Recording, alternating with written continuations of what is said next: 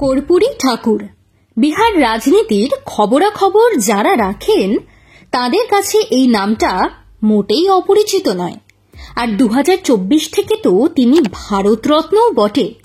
রাজ্যের 11তম ও প্রথম অকংগ্রেসি মুখ্যমন্ত্রী কর্পূরী ঠাকুরকে নিয়ে টানাটানিও ভোটের বিহারে নতুন কিছু নয়।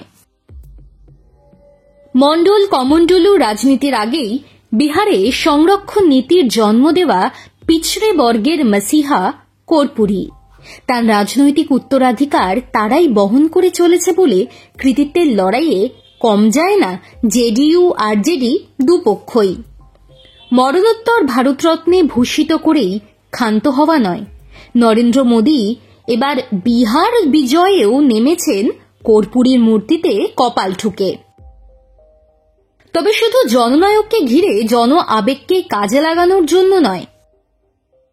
এবারের বিহার ভোটে কর্পূরী ঠাকুর প্রাসঙ্গিক হয়ে উঠেছেন আরও এক চমকের সৌজন্যে।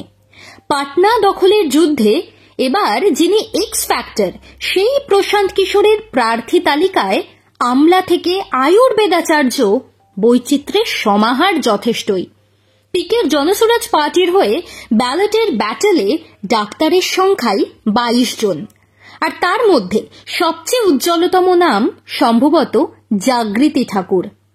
তিনি আর কেউ নন, কর্পূরী ঠাকুরের নাতনি। সমস্তিপুর জেলার মোরবা কেন্দ্রের প্রার্থী জাগৃতির ভাগ্য পরীক্ষা প্রথম দফাতেই হয়ে গিয়েছে। ঠাকুরদার ঝুলি উজাড় করে তিনি কতটা ভোটের ফসল ঘরে তুলতে পারলেন তা জানতে এখনো 14 নভেম্বরের অপেক্ষা। কিন্তু রোগীর নারী ছেড়ে হঠাৎ কেন জনতার নারী বুঝতে এলেন জাগৃতি? আর এলেনই বা যদি, তাহলে সামাজিক ন্যায়ের জায়গির নেওয়া আরজেডি বা কাকা রামনাথ ঠাকুরের দল জেডিইউ বাদ দিয়ে কেন প্রশান্ত কিশোরের দলে নাম লেখালেন? জাগৃতি বলছেন, গরিব প্রান্তিক মানুষের হয়ে সরব হওয়ার যে ঐতিহ্য তাঁর পিতামহ রেখে গিয়েছেন, তাকে আরও এগিয়ে নিয়ে যেতে চান তিনি। সম্পূর্ণ করতে চান কর্পূরীর অসমাপ্ত কাজ।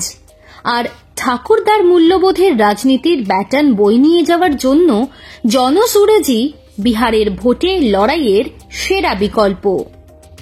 বিহার রাজনীতির চেনা ছকের বাইরে গিয়ে পিকে যে দিনবদলের স্বপ্ন দেখাচ্ছেন তাতেই মজেছেন জাগৃতি। মোরবার জনতা কি মজবে ডাক্তারনির ভোট প্রেসক্রিপশনে? জেপি থেকে বিজেপির যাত্রাপথে বিহারের আমূল বদল হয়েছে। কিন্তু জাগৃতি বলছেন, এই বদল হয়েছে শুধু বহিরঙ্গে, স্পিরিটে নয়।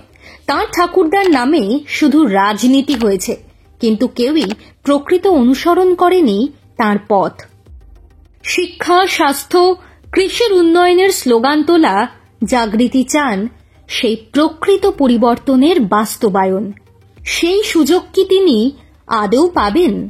বা সুযোগ পেলেও কি তুলতে পারবেন জনজাগৃতির হাওয়া? নাকি ভোটের নোটে গাছটি মুড়লেই কর্পূরের মতোই উবে যাবেন কর্পূরীর নাতনি? উত্তর আপাতত সময়েরই গর্ভে।